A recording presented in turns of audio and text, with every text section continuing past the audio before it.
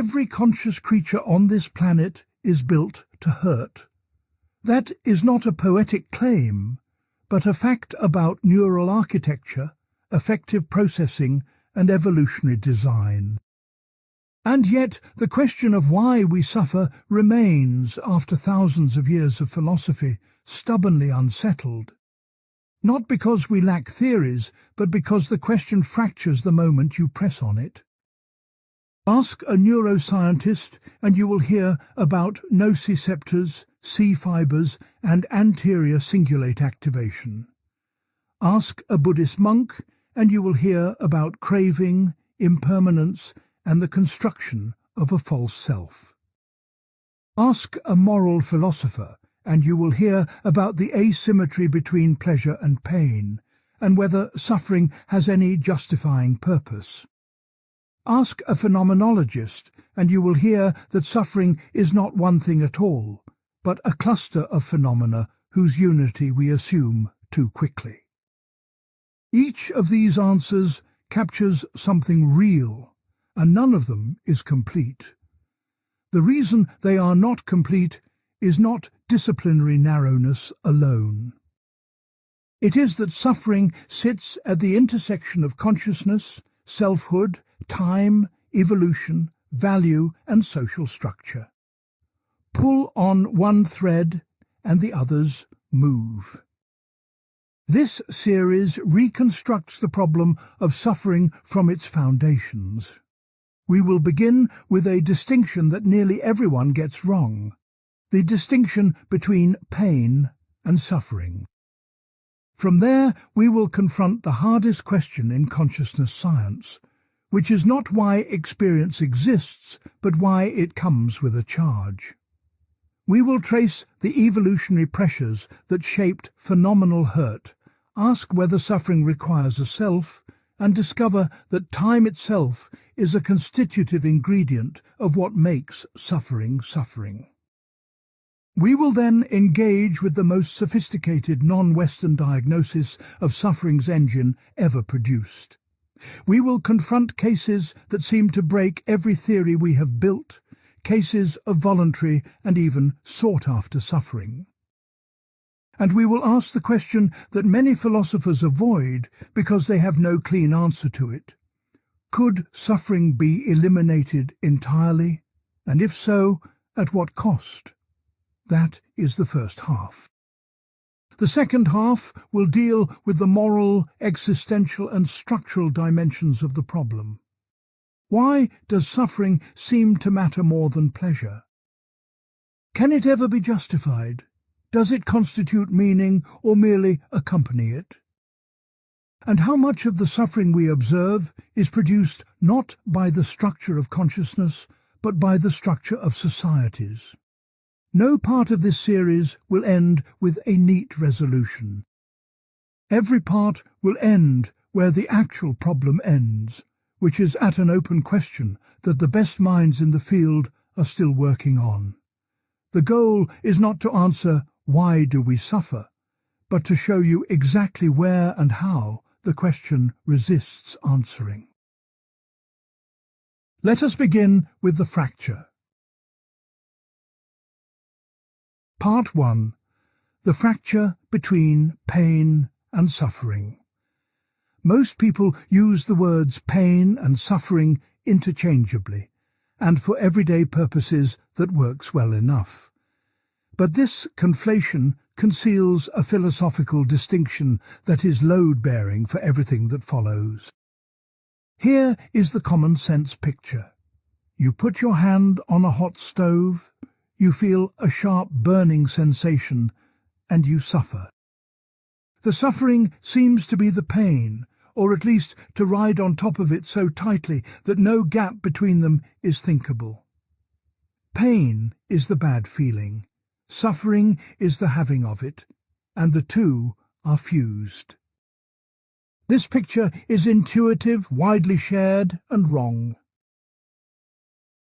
The evidence that it is wrong comes from a rare neurological condition called pain asymbolia. Patients with pain asymbolia, typically resulting from lesions in the insular cortex, report something that should be impossible on the common-sense view. They feel pain. They can locate it precisely on their bodies. They can discriminate between sharp and dull, between mild and intense. They can tell you they are in pain. But they do not care. They do not flinch, do not withdraw, do not show distress. When pricked to the point of drawing blood, one patient told the examining clinician it did not hurt.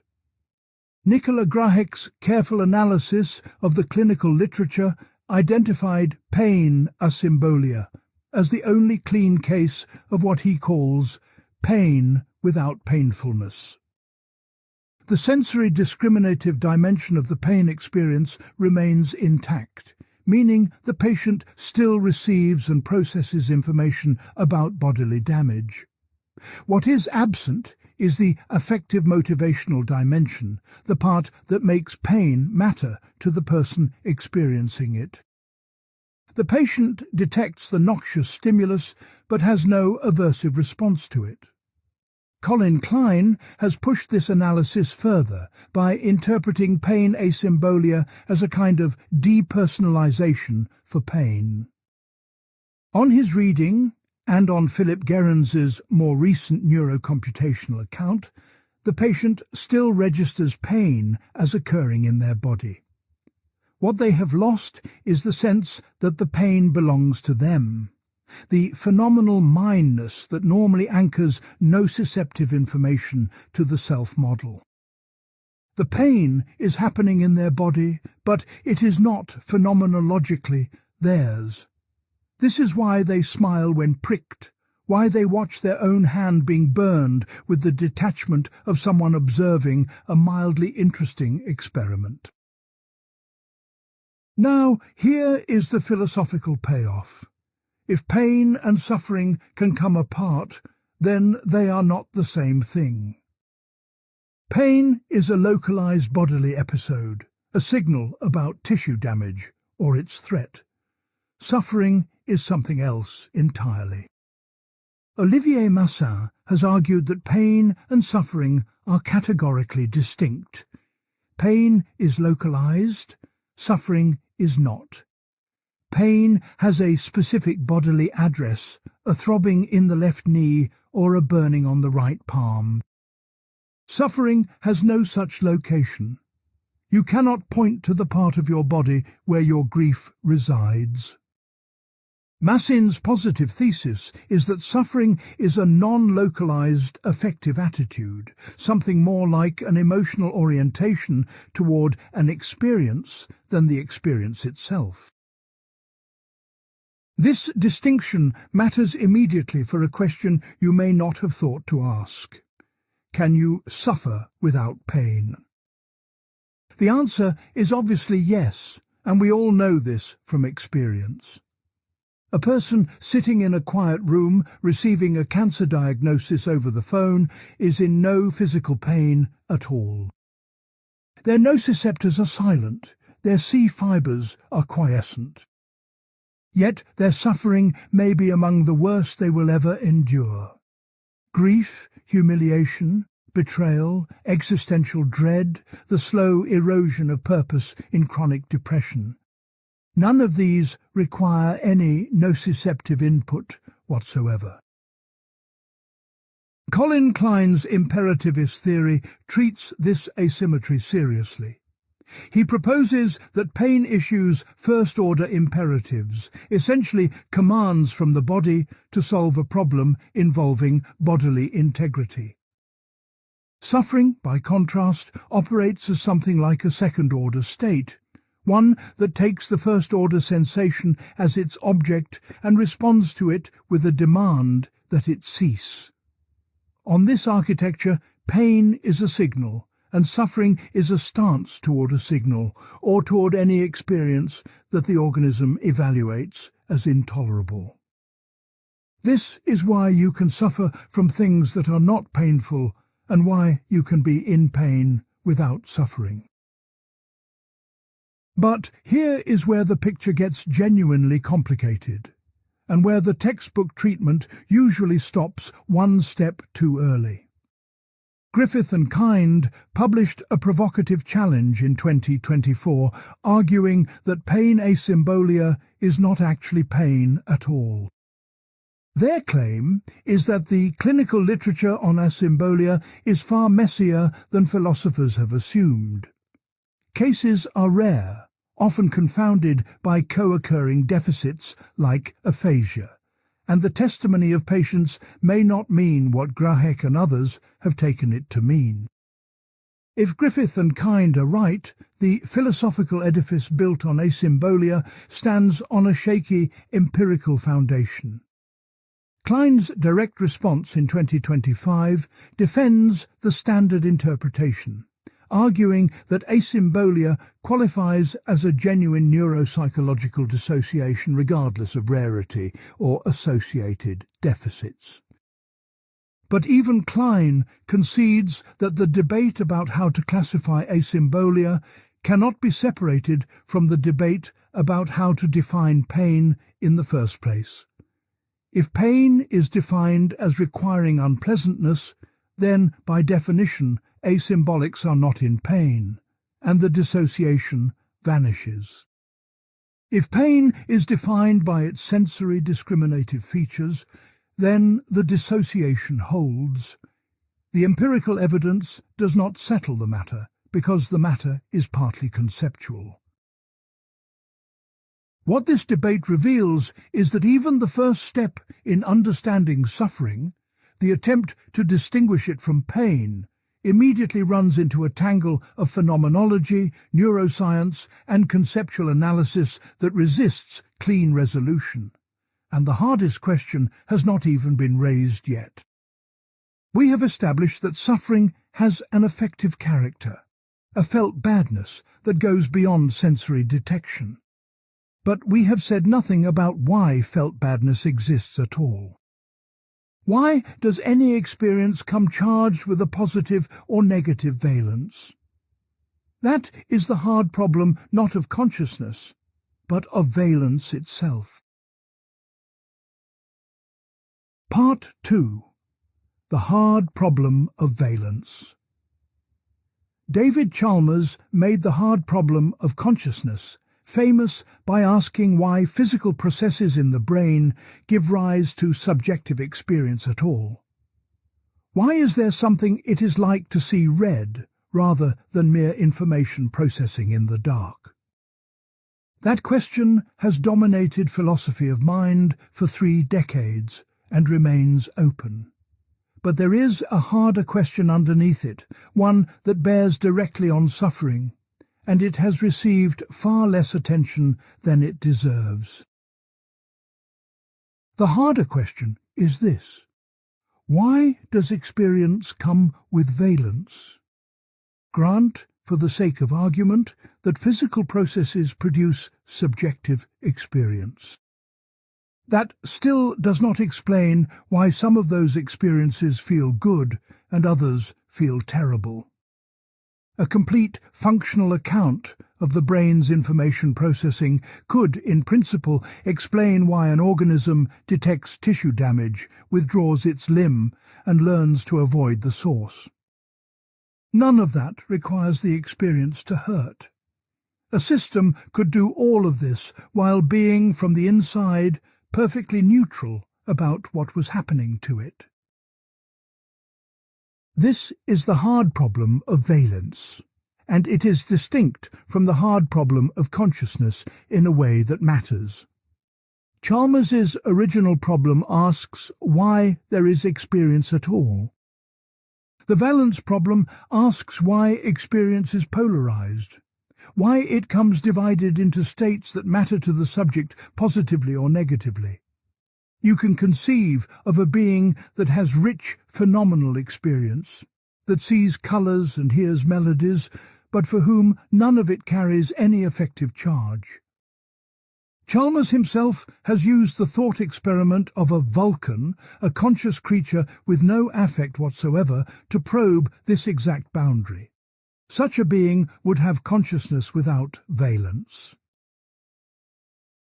The significance of this thought experiment has been sharpened in recent work on the moral status of consciousness. Valence sentientism is the position that what matters morally about consciousness is specifically its affective dimension, the capacity to feel pleasure and to suffer. On this view, consciousness without valence, the Vulcan's inner life, may be phenomenologically rich but morally weightless. You cannot wrong a being that cannot be harmed or benefited by what happens to it. But Chalmers has pushed back, and others have followed. Broad sentientism holds that consciousness in general, not just affective consciousness, is morally significant.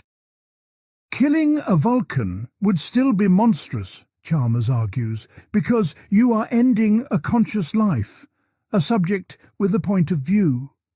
The recent literature shows that even philosophers sympathetic to valence sentientism find themselves pulled toward the broader view when they sit with the Vulcan case long enough. This debate matters for understanding suffering because it forces a question about what valence actually is. If valence is what makes consciousness morally significant, and if it is also what constitutes the sufferingness of suffering, then we need a theory of it. And here the options are surprisingly thin. One family of theories treats valence as representational content. On these views, a painful experience represents bodily damage as bad, and the badness is part of what the experience is about. David Bain has developed an evaluativist account along these lines, arguing that pain's unpleasantness consists in its representing bodily conditions as bad for the subject. The appeal of this approach is that it makes valence a kind of perception, a detection of something real in the world, specifically the disvalue of tissue damage. The problem is that this approach struggles with cases where the valence seems to float free of any representable object. Consider existential dread, the diffuse sense that everything is wrong without any particular thing being wrong. Or consider the low-grade suffering of chronic depression, which often persists in the absence of any identifiable harmful stimulus. These states have powerful negative valence, but no clear representational content about bodily or worldly damage. They are suffering without a target, and representational theories have difficulty accounting for them. A competing family treats valence as a desire-like state. On the desire theory, pain hurts because you want it to stop, and the wanting constitutes the unpleasantness. This handles pain asymbolia elegantly. The asymbolic patient detects the nociceptive stimulus but lacks the second-order desire for it to cease. No desire for cessation, no unpleasantness. But the desire theory has its own difficulty, which is that it seems to get the direction of explanation backward. You do not dislike your pain because you want it to stop. You want it to stop because it is already unpleasant. The unpleasantness seems to come first, and the desire follows from it. Murat Aydade and Matthew Fulkerson have tried to thread this needle with an adverbialist proposal. On their view, pain does not have unpleasantness as a separable component, whether representational or desire-based. Rather, the pain is experienced unpleasantly, where unpleasantly modifies the mode of experiencing rather than identifying a distinct mental state. This dissolves the problem of which comes first, the feeling or the attitude, by denying that they are separable in the first place. The cost is that it makes valence resistant to decomposition, which means it resists the kind of mechanistic explanation that neuroscience trades in. Meanwhile, in computational neuroscience, work on valence partitioned reinforcement learning has shown that the brain processes appetitive and aversive information through parallel but independent pathways. Reward prediction errors and punishment prediction errors are generated separately, converging only downstream in regions like the ventral striatum and ventromedial prefrontal cortex. Kenneth Kishida and colleagues have demonstrated that these distinct learning signals predict not only behavioral choices but also moment-to-moment subjective reports of how outcomes feel. This means Valence at the neural level is not a single dimension but a composite of at least two independent streams. This finding creates a problem for every philosophical theory of valence, because all of them assume that the goodness or badness of an experience is a single property, even if they disagree about what kind of property it is. If the neural reality is partitioned, then the unified feeling of this hurts may be a construction assembled from components that can, in pathological cases, dissociate. Which is exactly what we see in pain asymbolia. We are left with a picture in which Valence, the thing that makes suffering suffering, is neither well explained by current theories of consciousness nor cleanly captured by the leading philosophical accounts of affect. We know it is there. We know it matters more than almost anything else in ethics and in lived experience. And we do not have a theory of it that survives scrutiny. The felt badness of suffering remains for now a brute phenomenal fact that we can describe, correlate with neural activity, and fail to explain. That failure matters because the next question is evolutionary. If we cannot explain why valence exists, can we at least explain what it is for? The capacity for phenomenal hurt was not free. It cost metabolic energy and neural real estate. Natural selection does not maintain expensive features without a reason.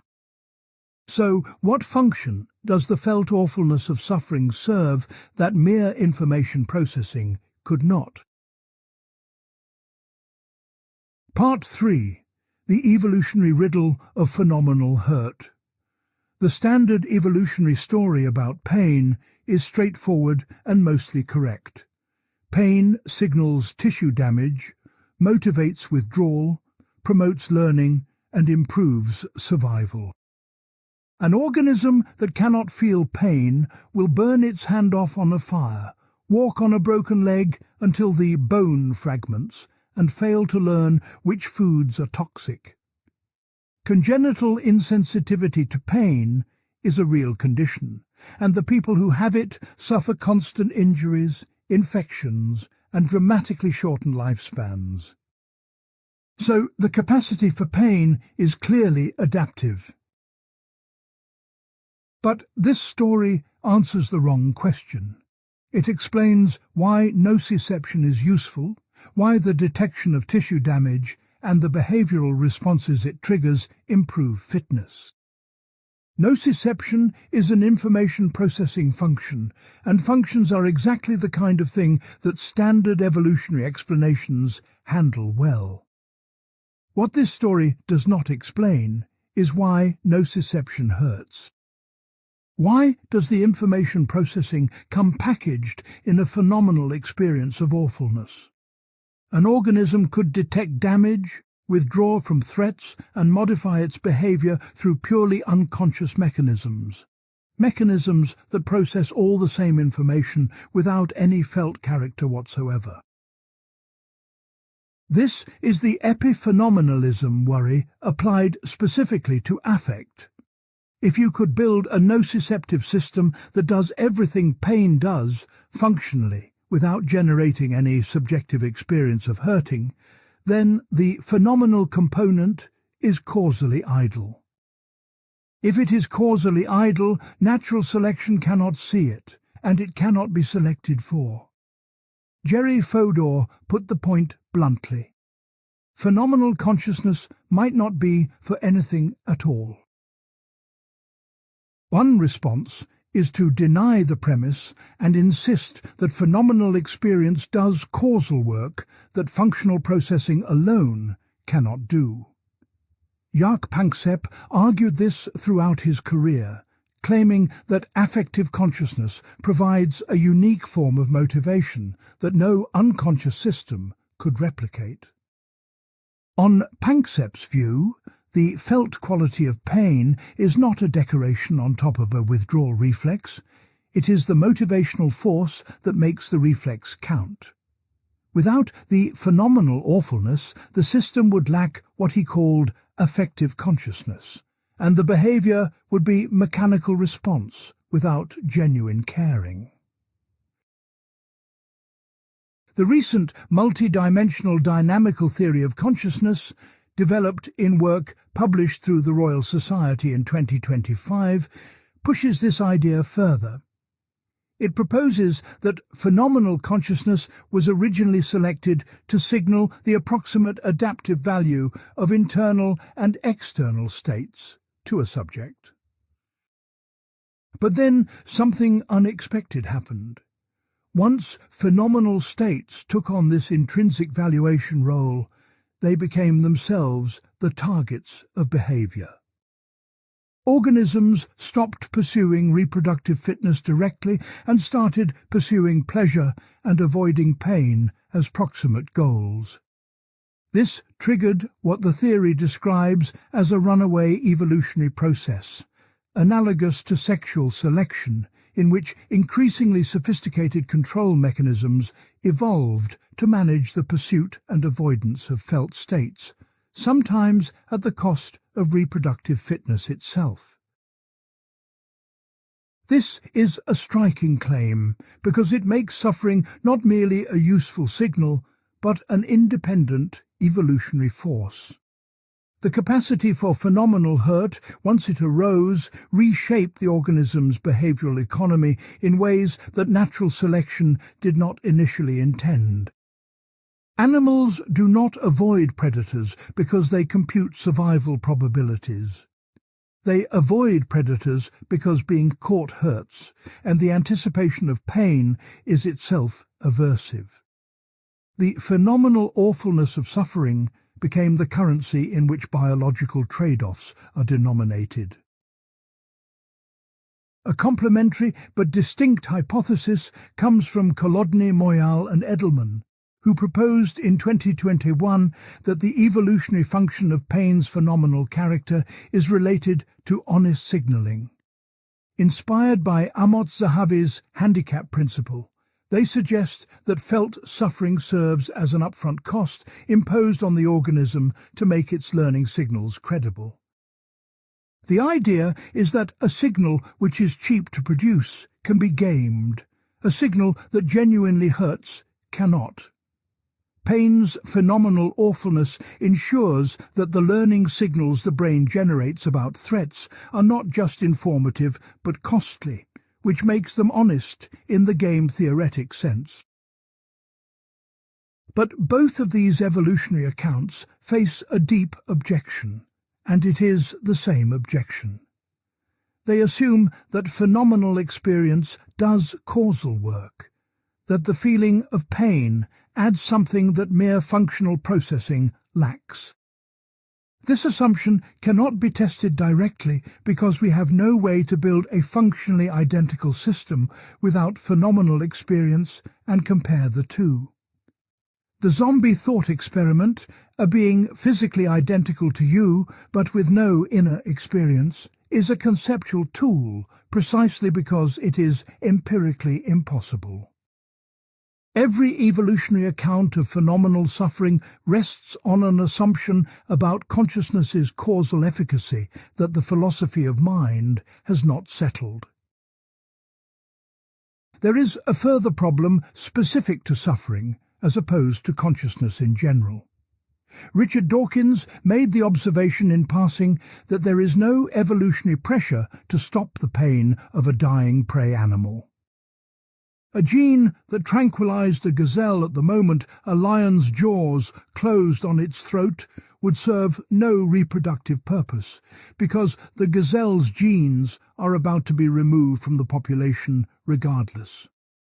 This means that some suffering, perhaps a great deal of it, exists not because it was selected for, but because there was no selection pressure against it.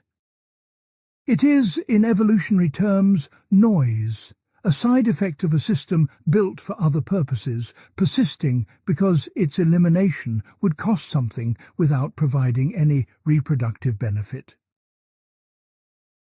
Randolph Nesse has developed an evolutionary medicine framework for understanding this asymmetry. The capacity for pain is what natural selection shapes, not pain itself. And that capacity, once it exists, will inevitably produce suffering in circumstances where it serves no function. Phantom limb pain, chronic pain long after an injury has healed, the pain of grief over losses that cannot be reversed. These are not adaptive responses but misfirings of a system whose design parameters were set for a different environment. This leaves us with a picture in which evolution can explain why we have the capacity for suffering, but cannot fully explain why any particular episode of suffering occurs or persists. The machinery was built for a purpose, but the machinery runs in contexts its designers never anticipated. And even the purpose for which it was built, phenomenal motivation, rests on an unresolved assumption about whether experience does anything that unconscious processing could not. There is still a deeper question lurking here that evolution cannot touch. Even if suffering requires phenomenal consciousness, and even if phenomenal consciousness requires a subject, does it require a self? A unified, persisting entity that owns the suffering and is diminished by it? Or can suffering occur in a system with no self at all, just a flow of affective experience with nobody home to have it? Part 4. Suffering and the Self. Take any episode of intense suffering, a toothache, a panic attack, crushing regret, and ask who is suffering. The natural answer is, I am. Suffering seems to require an owner, a subject to whom the experience belongs and from whose perspective it is endured. Without a self to be wounded, there is nothing for the pain to happen to. This looks like a truism, but it is precisely the kind of truism that philosophy exists to interrogate. Thomas Metzinger's self-model theory of subjectivity offers the most developed framework for this interrogation. On Metzinger's account, no such thing as a self exists in the world. Nobody ever was or had a self. What exists is a phenomenal self-model, a continuously updated representation the brain generates of its own states and deploys for self-regulation. This model is transparent in Metzinger's technical sense, meaning the system cannot experience the model as a model. It mistakes the representation for the thing represented. You feel like a self because your brain is running a self-simulation that it cannot see through. 3 phenomenal properties constitute the self-model. Mineness is the sense of ownership, the feeling that this experience is mine. Perspectivalness is the sense of occupying a single point of view, being the centre from which the world is perceived. And selfhood is the sense of temporal continuity, being the same subject over time. Together, these properties produce the first-person perspective, the feeling that there is someone it is like to be. Now apply this framework to suffering. If the self is a model and not an entity, then the one who suffers is also a model and not an entity. This creates a philosophical vertigo. Suffering certainly seems to require a sufferer, but Metzinger's view is that the sufferer is itself a construction, an artifact of the brain's self-modeling process. The suffering is real, the phenomenal experience is genuine, but the thing we take to be the subject of that experience is, on Metzinger's analysis, a useful fiction. Pain asymbolia becomes newly instructive here. Remember that Klein interpreted asymbolia as depersonalization for pain, a loss of mindness for nociceptive experience. The patient still registers pain in their body but does not experience it as belonging to them. On Metzinger's framework, this amounts to a localized breakdown in the self-model. The nociceptive information is processed but not integrated into the phenomenal self. The pain exists but has no owner, and without an owner there is no suffering. Philip Gerrans developed this connection explicitly in 2020 using the framework of interoceptive active inference. On his account, the sense of mindness for pain is produced by the anterior insular cortex, which integrates nociceptive signals with the ongoing self-model to produce the feeling that this pain is happening to me.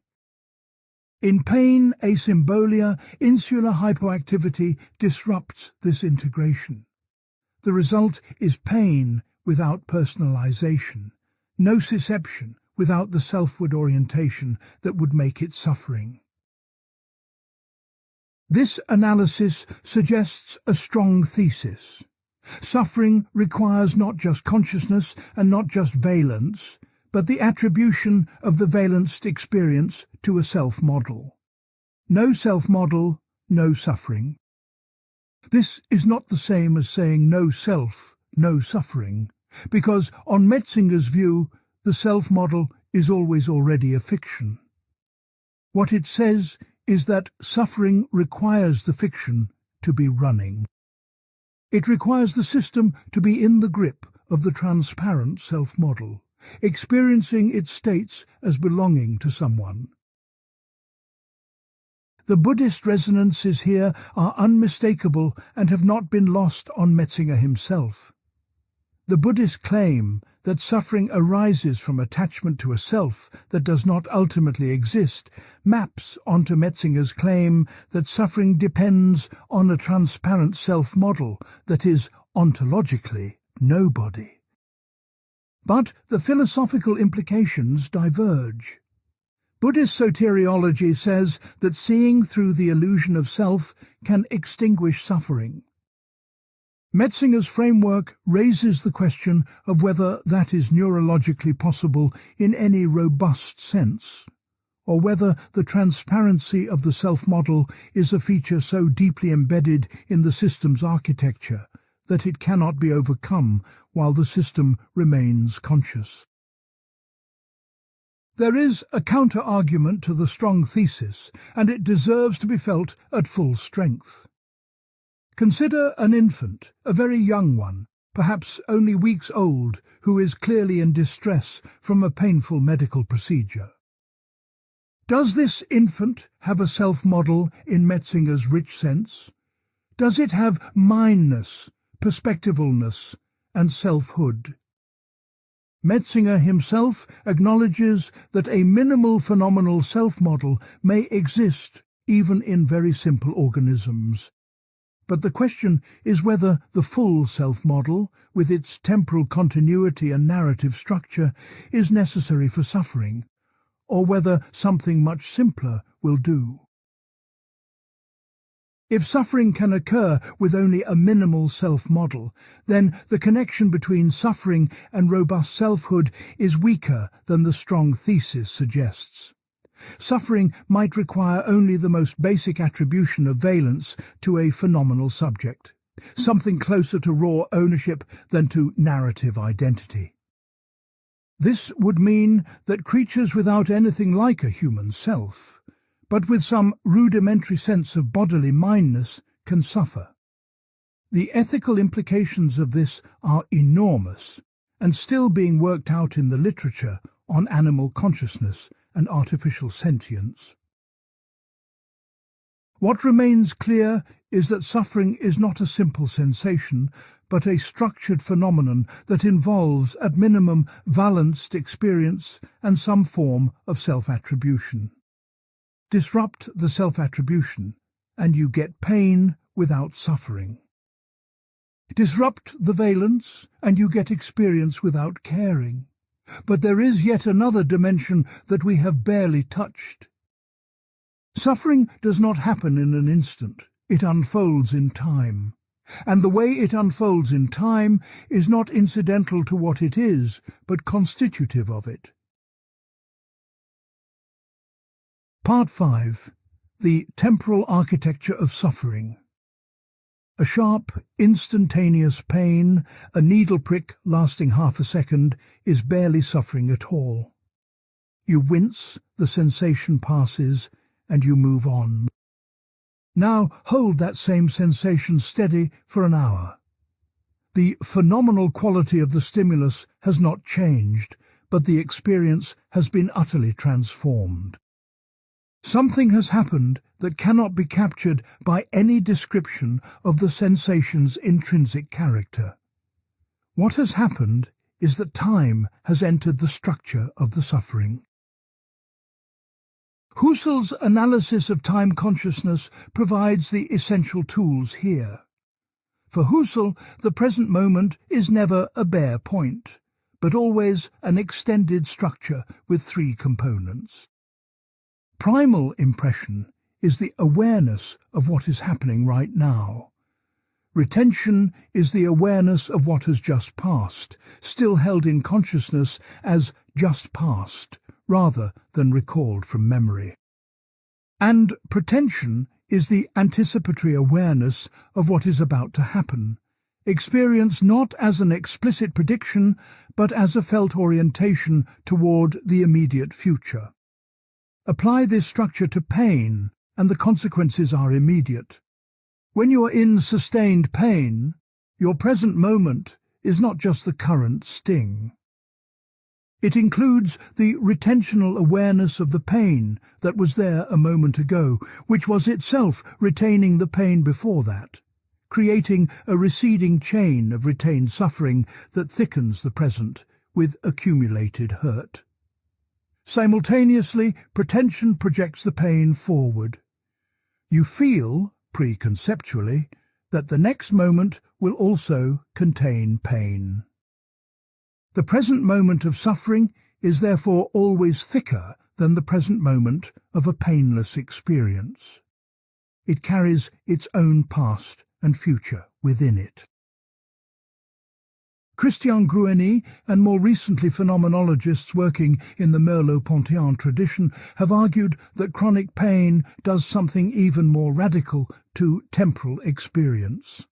It totalizes the present. In ordinary consciousness, pretension is relatively open and indeterminate. The next moment could bring any number of things. In chronic pain, pretension narrows. The anticipated future is colonized by the expectation of continued pain, which means the future as a space of possibility contracts. The phenomenological literature describes this as a collapse of lived time.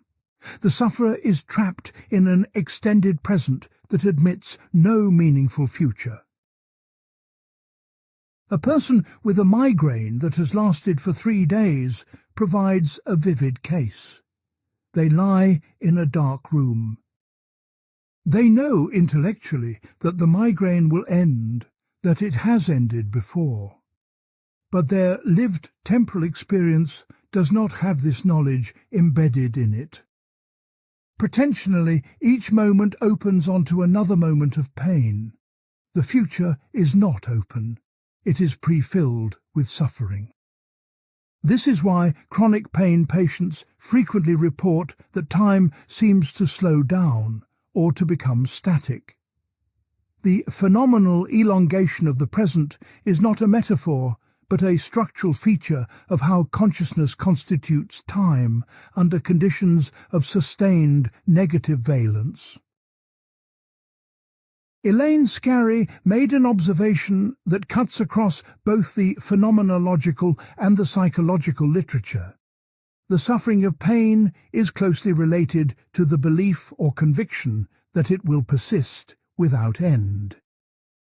This conviction is partly given by pain itself, intrinsic to its phenomenology, in the sense that pain makes the experience of duration slow and become static, and it is partly imposed through ongoing interpretations of the experience. Scarry's point is that the endlessness of suffering is not something the sufferer adds to the experience through pessimistic thinking. It is something the experience imposes on the sufferer through its distortion of pretensional awareness. Now, here is the critical philosophical move. If time is constitutive of suffering, not merely a container in which suffering occurs, then much of what we call suffering is actually a temporal phenomenon disguised as a qualitative one. Take two experiences with identical sensory discriminative character, the same intensity, the same location, the same type of pain. Give one a clear endpoint that the subject can anticipate and leave the other open-ended. The second will be dramatically worse, not because the sensation is worse, but because the temporal structure is different. Pretension in the first case includes the approaching cessation. Pretension in the second does not. This is not speculative philosophy. Neuroscientific research on temporal expectation and pain modulation confirms it directly. When subjects are told that a painful stimulus will end at a known time, their reported pain intensity drops significantly compared to an identical stimulus with no announced endpoint.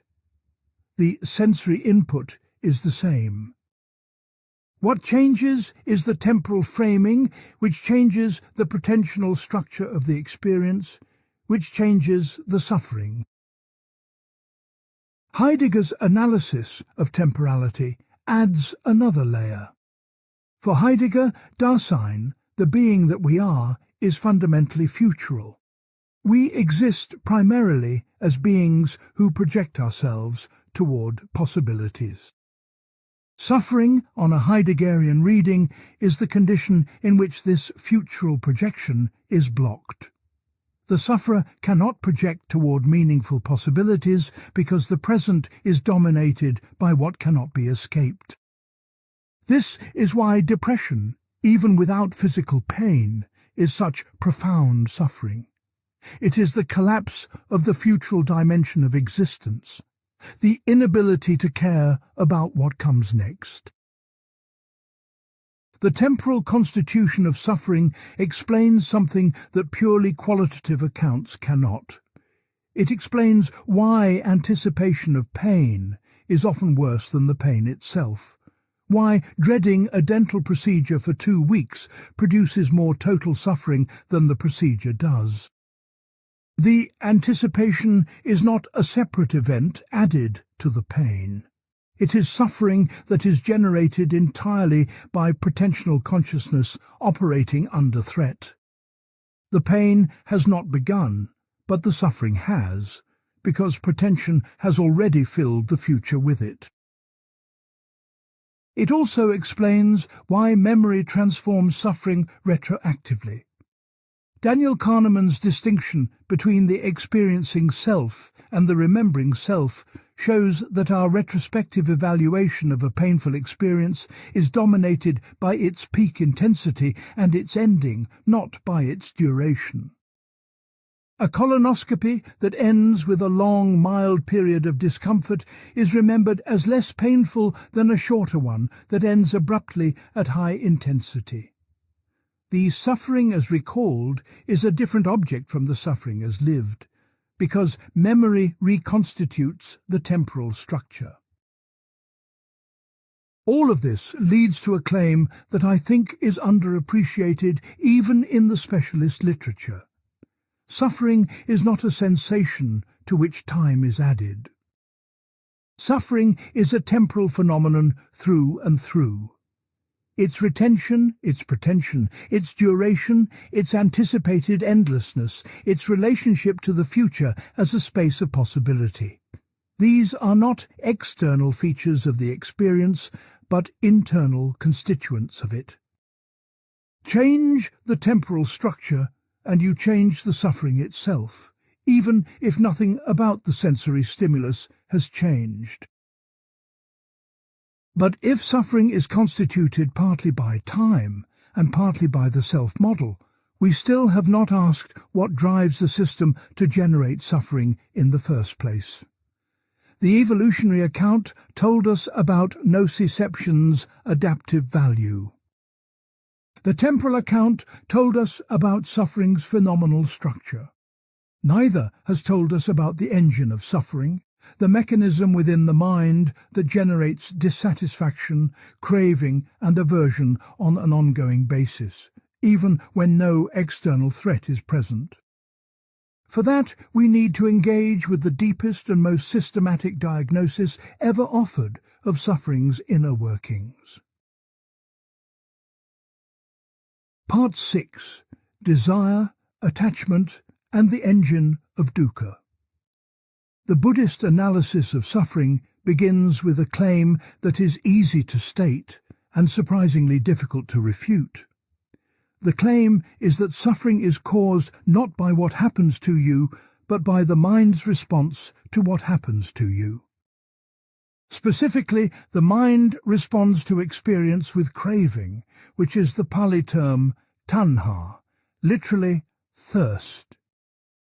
It is tanha that generates dukkha, and without tanha, dukkha ceases. This is the second noble truth, and its philosophical content is far more precise than most Western treatments acknowledge. Start with dukkha itself, because the translation matters, and most translations are wrong. Early Western translators rendered dukkha as suffering, which captures only one layer of the concept. The term is likely derived from dustha, meaning standing badly or unsteady, conveying not agony, but a pervasive instability, an existential unease that pervades all conditioned experience. Contemporary scholars increasingly prefer to leave the term untranslated or to gloss it as unsatisfactoriness. Buddhist texts distinguish three forms of dukkha, and the distinctions are philosophically load-bearing. Dukkha is the suffering of obvious pain, physical and mental. This is the kind of suffering we have been analyzing in the preceding parts. Viparinama dukkha is the suffering that comes from change, specifically the suffering that arises when pleasant experiences end. And sankhara dukkha is the most subtle form, the background unsatisfactoriness that pervades all conditioned experience simply because all phenomena are impermanent, dependently arisen, and without fixed essence. The philosophical force of this taxonomy is in the third category. Sankhara dukkha is not a reaction to any particular event. It is a structural feature of conditioned existence itself, given how the mind relates to that existence. Even when everything is going well, even when pleasure is present and pain is absent, there is an undercurrent of unease that Buddhist psychology attributes to the mind's fundamental misapprehension of reality. The mind treats phenomena as permanent, as possessing fixed essences, and as belonging to or reflecting a stable self. Because none of these things is true, the mind's orientation toward experience is perpetually out of alignment with what experience actually delivers. Tanha, The craving that drives this misalignment comes in three varieties. Kama-tanha is craving for sensory pleasure. Bhava-tanha is craving for continued existence, for being. Vibhava-tanha is craving for non-existence, for annihilation. This last form is crucial and often overlooked. The desire to not exist, to escape, to be done with it all, is itself a form of craving, and therefore itself a source of suffering. There is no exit from dukkha through wishing for extinction, because the wishing is itself tanha. Now the question is whether this analysis holds up when examined with the tools of contemporary philosophy of mind. And the surprising answer is, much of it does, though not in the terms Buddhists themselves would use. Consider the predictive processing framework that has come to dominate computational neuroscience. On this view, the brain is fundamentally a prediction engine that generates models of incoming sensory data and updates those models based on prediction errors. Positive prediction errors, things going better than expected, generate positive affect. Negative prediction errors, things going worse, generate negative affect. The system is built to minimize prediction error, which means it is built to reduce surprise. But here is the key point. A system that is constantly trying to reduce surprise is a system that is constantly in a state of potential dissatisfaction, because the world is always more surprising and more changeable than the model can capture. This maps onto dukkha with unsettling precision. The brain's predictive models treat the world as more stable and more controllable than it is. When reality deviates from the model, negative affect arises not because anything is objectively wrong, but because the prediction was wrong. The craving for things to be as the model predicts them to be is structurally analogous to tanha. And the pervasive low-grade dissatisfaction that arises because the world never quite matches the model is structurally analogous to sankhara dukkha. Rick Hanson, working at the intersection of Buddhist psychology and neuroscience, has drawn these connections explicitly. He argues that much suffering arises not from craving in the folk sense of desperately wanting something, but from what he calls the visceral sense that needs are unmet, that something is missing or something is wrong. This sense is generated by the predictive system's detection of a gap between its expectations and incoming reality. It persists even when all basic needs are met because the system's set point for enough is continually recalibrated upward. But here is where the Buddhist analysis faces its strongest philosophical challenge. The Buddhist claim is that the cessation of tanha is possible through insight into impermanence and non-self, and that this cessation is nirvana. The predictive processing framework suggests something much more pessimistic. The system's drive to minimize prediction error is not a cognitive error that can be corrected, but a fundamental feature of the architecture. You cannot opt out of prediction error any more than you can opt out of having a brain. The most you can do is modulate the system's precision expectations, its confidence in its own predictions, which meditation may accomplish to some degree. But the engine of dissatisfaction, the tanha-like drive to close the gap between model and world, keeps running as long as the system is conscious. This tension between the Buddhist promise of cessation and the neuroscientific picture of inescapable prediction error is one of the most interesting unresolved questions in the cross-disciplinary study of suffering. Contemplative traditions report that advanced practitioners achieve states of equanimity that appear to be genuine reductions in the affective charge of experience. Neuroimaging data shows that long-term meditators have reduced default mode network activity, which is associated with self-referential processing and mind wandering, the very activities that generate much of Sankhara Dukkha.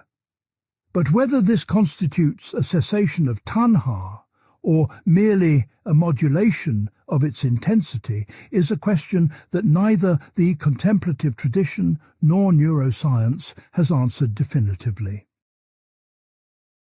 What the Buddhist analysis does provide, and what no Western theory has matched, is a systematic account of why suffering persists even in the absence of any external cause. The engine is internal. It is the mind's own craving, aversion, and misapprehension of its objects.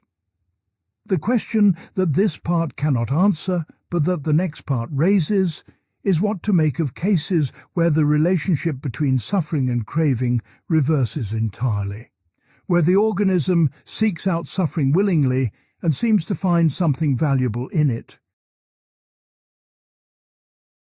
Part 7. The Paradox of Voluntary Suffering. A marathon runner at mile 22 is in severe pain. Their legs are burning with lactic acid, their feet are blistered, their breathing is ragged. They could stop at any moment. Nobody is forcing them to continue. Yet they push harder, seeking out the very suffering that every theory we have examined says organisms are built to avoid. And if you ask them afterward whether they regret it, many will say it was among the most meaningful experiences of their lives. This is not an edge case or a curiosity. Voluntary suffering is ubiquitous in human life. The musician practicing a difficult passage until their fingers bleed, the surgeon enduring years of brutal residency training, the meditator sitting motionless through waves of physical agony during a 10-day silent retreat. In each case, suffering is not merely tolerated, but actively pursued. The common-sense explanation is instrumental. They suffer now for a reward later. But this explanation is inadequate, and its inadequacy reveals something deep about suffering's relationship to value. Ralph Ellis, a philosopher who ran competitively for decades, has argued that the instrumental explanation fails because it cannot account for the phenomenology of voluntary suffering during the activity itself. Long-term reward cannot explain why the runner at mile 22, in the moment of maximal distress, often reports not a grim endurance, but a heightened sense of aliveness. Something is happening within the suffering, not merely after it, that the pleasure-pain calculus cannot capture. Ellis's diagnosis draws on Panksepp's affective neuroscience to argue that what motivates voluntary suffering is not the pleasure system at all. It is the play system, a distinct neural circuit that generates its own intrinsic rewards, independent of pleasure or pain. The play system is activated by challenge, novelty, and the exertion of mastery under difficulty. It can operate simultaneously with the pain system, which means the organism can be in genuine distress and in a state of intrinsically motivated engagement at the same time. These are not contradictory states that cancel each other out. They are parallel systems running concurrently. This neurobiological picture maps onto a philosophical point that R.M. Hare made decades earlier in a passage that philosophers of pain rarely engage with. Hare noted that mild pains in uncomplicated circumstances do not hurt in any morally significant sense. You can draw a needle lightly across your skin, identify the sensation as pain, and truthfully report that you do not dislike it. Children induce dizziness in themselves deliberately. Nobody calls this masochism. The point is that the connection between pain and suffering is not as tight as the common-sense view assumes, and that in contexts of voluntary engagement, the affective valence of a painful experience can be genuinely transformed, not merely overridden. Benign masochism, a term coined by psychologist Paul Rosin, describes the enjoyment of initially negative experiences that the brain recognizes as posing no genuine threat. The realization that the pain is safe, that it will not cause lasting harm, triggers a reversal in which the body's response to the noxious stimulus is experienced as pleasurable. Eating extremely hot chili peppers, riding roller coasters, watching horror films, these are all instances of the same mechanism. The sensation remains aversive at the sensory discriminative level, but the organism's contextual evaluation transforms the affective motivational dimension. Now, here is the philosophical problem that this evidence creates. Every theory of suffering we have examined identifies suffering with negative valence. Suffering is the felt badness of an experience. But voluntary suffering cases show that an experience can retain its painful character while losing or even reversing its felt badness in context. If the marathon runner is in pain but not suffering, or is suffering but finding the suffering valuable, then either the definition of suffering needs revision, or the relationship between negative valence and disvalue is more complex than standard theories allow. The Stanford Encyclopedia's recent treatment of the paradox of tragedy captures the issue in its most refined form. The paradox is that we seem to want to suffer, that we voluntarily undergo experiences with negative affective valence and find them enriching. One response is that the suffering is merely a means to a separable end, the pleasure of catharsis or the satisfaction of achievement. But this response does not explain Hume's deeper puzzle. The positive value seems to be explained by the suffering, not merely caused alongside it. Remove the suffering from a tragic opera, and you do not get the same value minus some pain. You get a fundamentally different and diminished experience. From an evolutionary perspective, the willingness to undergo costly suffering may function as an honest signal of the agent's commitment or capacity. A person who endures significant pain for a goal demonstrates that the goal matters enough to them to pay a high price, which is information that cannot be cheaply faked. This connects back to the Zahavian analysis from Part 3. Suffering's awfulness is precisely what makes the signal credible. If it did not genuinely hurt, the signal would be worthless. But none of these explanations resolves the core tension. Suffering is supposed to be intrinsically bad, the thing we should want to eliminate. Yet human beings consistently create, seek, and retrospectively endorse experiences of suffering. If suffering were merely instrumentally bad, bad only because of its downstream effects, this would be easy to explain. Sometimes bad processes produce good outcomes. But most theories of suffering claim it is intrinsically bad, bad in itself, regardless of its consequences. Voluntary suffering is a standing challenge to that claim, and no theory has fully absorbed its implications. This challenge connects directly to the next question.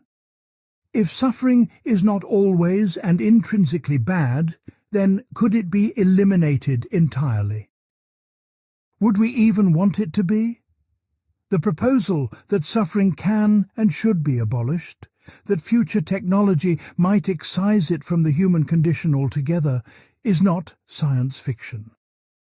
It is an active philosophical and scientific program, and its strongest version has implications that most people, once they see them clearly, find deeply unsettling. Part 8. The Eliminability Thesis. David Pearce's hedonistic imperative, first published in 1995 and continuously revised since, makes a claim that most people initially dismiss and then find harder to refute than they expected.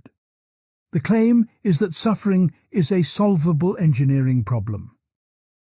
Genetic engineering, pharmacology, and neurotechnology could, in principle, recalibrate the hedonic set point of every sentient being so that the entire range of experience shifts upward. You would still have gradients of well-being, still prefer some experiences to others, still be motivated to act. But the bottom of the scale would no longer include suffering as we know it. The worst you would ever feel would be less good, never genuinely bad. This is the eliminability thesis in its strongest form, and the reason to take it seriously is not that the technology is imminent, but that the philosophical objections to it are weaker than they initially appear. Start with the most common one, that suffering is necessary for motivation. Without the stick of pain, we would not avoid dangers, strive for goals, or care about anything. This objection assumes that motivation requires negative affect, that you need to feel bad in order to be moved to act. But the neuroscience of motivation does not support this. The dopaminergic seeking system operates on anticipated reward, not anticipated punishment. Organisms with intact seeking circuits but suppressed pain circuits can still be motivated, curious, and goal-directed. Motivation may require differential valence, a gradient from less good to more good, without requiring that any point on the gradient feels bad. The second common objection is that suffering is necessary for knowledge.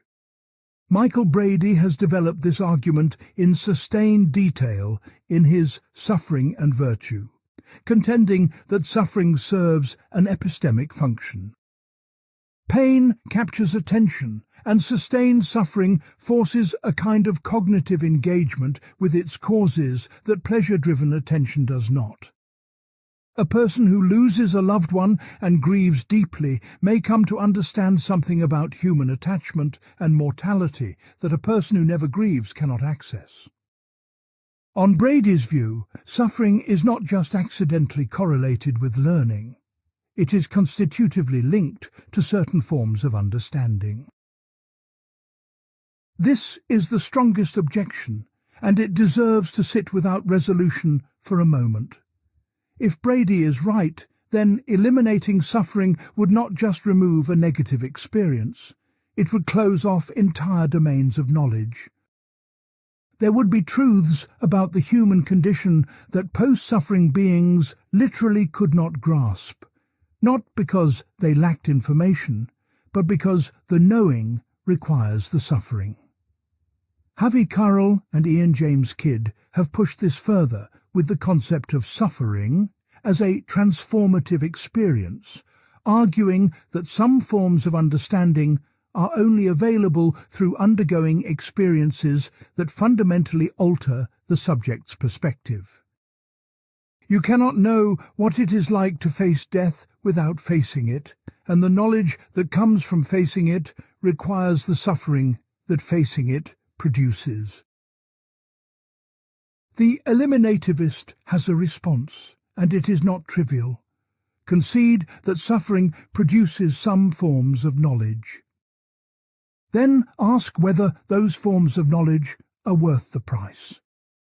The total amount of suffering experienced by all sentient beings on this planet at any given moment is beyond calculation. The vast majority of it produces no knowledge, no growth, no virtue. A rabbit dying slowly from myxomatosis gains no wisdom from its agony. A child with a terminal illness who cannot understand what is happening to them is not being educated by their pain. The cases where suffering plausibly produces irreplaceable knowledge are a tiny fraction of the total suffering that exists. Defending suffering in general, because it is sometimes epistemically useful, is like defending house fire in general, because it sometimes clears deadwood. There is a deeper version of the objection that does not depend on the consequences of suffering at all. This version says that a life without the possibility of suffering would be a diminished life, not because suffering teaches us things, but because the capacity for suffering is constitutive of the kind of being we are. A creature that cannot suffer cannot fully love, because love requires vulnerability to loss.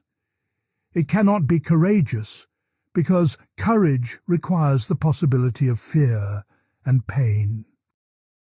It cannot experience the full depth of beauty, because beauty is partly constituted by its transience and the ache of its passing. On this view, to eliminate suffering is not to improve the human condition, but to abolish it and replace it with something else, something that might be pleasant, but would no longer be recognizably human. The eliminativist will call this status quo bias, the tendency to valorize existing conditions simply because they are familiar. Our ancestors might have made the same argument about eliminating smallpox. Disease builds character. Immunity through survival is more meaningful than immunity through vaccination. A world without plague would be spiritually impoverished. We now recognize these arguments as rationalizations produced by people who had no alternative. The eliminativist suggests that our attachment to suffering is the same, not a deep philosophical insight, but a coping mechanism dressed up as wisdom. Metzinger has entered this debate from an unexpected angle with his argument for a global moratorium on synthetic phenomenology.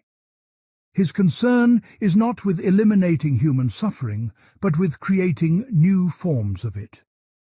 As artificial intelligence systems become more complex, the risk of accidentally creating systems capable of phenomenal suffering increases. Metzinger argues that the creation of artificial suffering would be ethically catastrophic, and that the precautionary principle requires a moratorium on any research that might produce it. The implication is that Metzinger, the philosopher who argued that no selves exist, takes the existence of suffering so seriously that he is willing to constrain the entire field of artificial intelligence to prevent its unnecessary production. This highlights an asymmetry at the heart of the eliminability debate. Almost everyone agrees that creating unnecessary suffering is wrong. But there is nothing close to consensus on whether eliminating existing suffering would be good. The disagreement is not about empirical facts. It is about what kind of existence is worth having.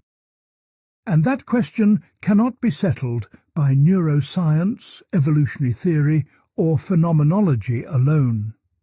It requires a theory of value, and more specifically, a theory of whether suffering's disvalue is absolute or conditional. Does suffering always make things worse, regardless of context? Or does its disvalue depend on what it makes possible, what it reveals, what it constitutes? The paradox of voluntary suffering from Part 7 already showed that at least some suffering is endorsed by the sufferer as valuable. The Eliminability thesis forces the question of whether this endorsement is evidence that suffering can be good, or merely evidence that human psychology is prone to rationalizing its own afflictions. We are not going to resolve this here because it is genuinely unresolved. What we can do is name the precise fork in the road. If suffering's disvalue is intrinsic and absolute, then the eliminability thesis is correct, and the only question is feasibility. If suffering's disvalue is context-dependent and partly constitutive of goods that cannot exist without it, then elimination is not an improvement, but a transformation into something whose value we cannot assess in advance. The next set of parts will take up what rides on this fork: the moral weight we assign to suffering, the question of whether it can be justified, and its relationship to the structure of meaning itself. Part 9. Hedonic Adaptation and its Failures. In 1978, Brickman Coates and Janoff Bullman published one of the most famous studies in happiness research. They compared the life satisfaction of recent lottery winners with that of people who had become paraplegic through accidents. The headline finding was that the lottery winners were not significantly happier than controls, and that the accident victims were not as unhappy as one would expect. Both groups, it seemed, had returned toward a baseline level of well-being. This was taken as powerful evidence for hedonic adaptation. The idea that human beings have a happiness set point, largely determined by genetics and temperament, to which they inevitably return after the disruption of life events. The philosophical implications of this finding, if it holds, are staggering. If adaptation is complete and inevitable, then suffering is always temporary, and the project of reducing it is a kind of Sisyphean exercise. Every intervention, whether pharmacological, social or psychological, would produce only transient relief before the set point reasserts itself. On this picture, the hedonic treadmill ensures that we are always running and never arriving, that improvements in life, circumstances translate into brief spikes of well-being, followed by a return to the baseline. The hedonic treadmill has been enormously influential in policy discussions, economics, and philosophy. It appears to provide empirical support for the Buddhist diagnosis of sankhara dukkha, the background unsatisfactoriness that pervades all conditioned existence. No matter what you achieve, the treadmill returns you to where you started. The machinery of craving, as Part 6 described it, has a neuroscientific correlate in the recalibration of hedonic baselines. But the original finding was wrong, or at least seriously overstated. The 1978 study had only 29 lottery winners, 22 paralyzed accident victims, and 22 controls.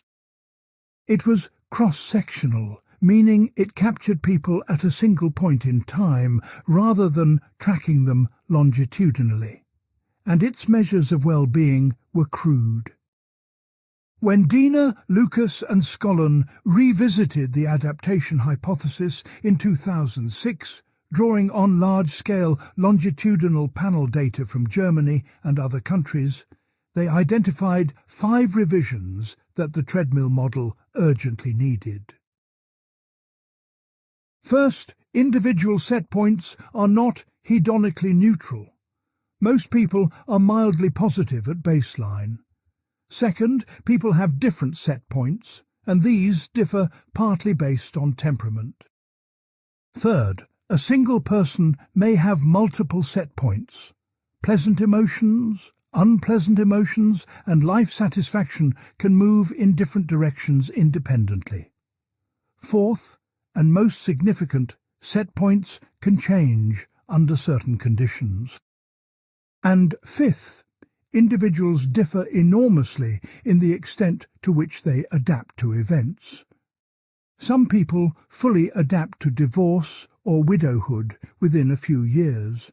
Others show permanent shifts in well-being.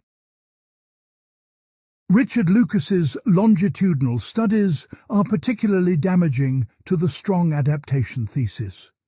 He found that long-term disability is associated with lasting decreases in life satisfaction that do not recover even after many years.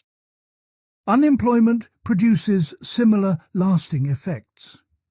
Widowhood shows partial but incomplete adaptation, meaning bereaved individuals recover somewhat, but many never return to their pre-loss baseline. The treadmill, it turns out, has different speeds for different events and different people, and for some combinations it barely moves at all. This creates a problem for both optimists and pessimists about suffering. For the optimist who says suffering is always temporary, the data show otherwise. Some forms of suffering produce permanent reductions in well-being with no full adaptation. Chronic pain, disability, and certain kinds of loss leave lasting marks on the hedonic landscape. The system does not always reset. For the pessimist who says the treadmill makes all efforts to reduce suffering futile, the revised data are equally challenging. If set points can change, then interventions to raise them are not necessarily doomed. The question becomes which interventions for which kinds of suffering in which individuals can produce lasting change. And that is an empirical question, not a philosophical one, which means the debate about the eliminability of suffering from Part 8 cannot be settled from the armchair. There is a deeper philosophical lesson in the asymmetry of adaptation. People adapt much more readily to positive events than to negative ones. The lottery winner's thrill fades faster than the accident victim's despair. This negativity bias, the tendency for negative experiences to weigh more heavily than positive ones and to resist adaptation more stubbornly, is one of the most robust findings in affective science. It suggests that the hedonic system is built not for happiness, but for vigilance. That evolution designed us to return quickly from joy to baseline while lingering in suffering because suffering signals threats that demand sustained attention. Jamie Meyerfeld called this the moral asymmetry of happiness and suffering, and he drew from it a normative conclusion. The imperative to reduce suffering is stronger than the imperative to increase happiness. If adaptation erodes the gains from happiness-promoting interventions more quickly than it erodes the harms of suffering, then the marginal utility of reducing suffering exceeds the marginal utility of increasing pleasure. This has implications for everything from healthcare allocation to global development priorities. But all of this analysis rests on self-reports of subjective well-being, and self-reports introduce a problem that the next part must confront directly. When a paralyzed person reports acceptable life satisfaction, does that mean they are not suffering? Or does it mean they have recalibrated their expectations? When an animal writhes and vocalizes in response to a noxious stimulus, does that mean it is suffering the way a human suffers? Or is behavior an unreliable guide to phenomenal experience? How do we know what anyone else is feeling? And how much does our answer to that question change our moral obligations? Part 10. The epistemic problem of other suffering. You can know your own suffering with the kind of certainty Descartes attributed to the cogito. If you believe you're in pain, you are in pain. There is no gap between the experience and the knowledge of it. But when you look at another person writhing on the ground, or a dog yelping after being stepped on, or a fish thrashing on a hook, your knowledge is of a fundamentally different kind. You are making an inference, and inferences can be wrong. The problem of other minds has been a staple of epistemology since Descartes, but its application to suffering has a special urgency because of what rides on getting it right. If we are wrong about which beings can suffer, we are either inflicting unrecognized cruelty on beings that feel, or we are constraining our behavior for the benefit of beings that feel nothing. The stakes are not merely theoretical, they determine the scope of the moral community. Thomas Nagel's 1974 paper on the bat established the framework within which this debate still operates. Nagel simply assumed that there is something it is like to be a bat, that bats have phenomenal experience, and then argued that we cannot know what that experience is like because the bat's sensory modalities are too different from our own. The distribution question, as later philosophers have called it, is even more basic. Can we know which organisms are conscious at all? Nagel did not engage with this question because he found the answer obvious for mammals. But the further we move from mammals, the less obvious it becomes.